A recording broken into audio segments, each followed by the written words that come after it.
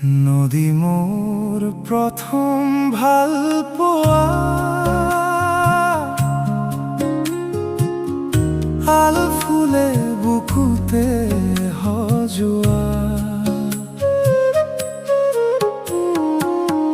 নদী মোৰ প্ৰথম ভাল পোৱা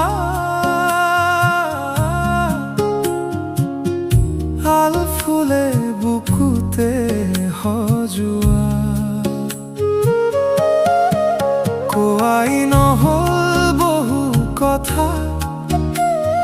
গোপনে গোপন হাজাৰ তৃষা আধৰুৱা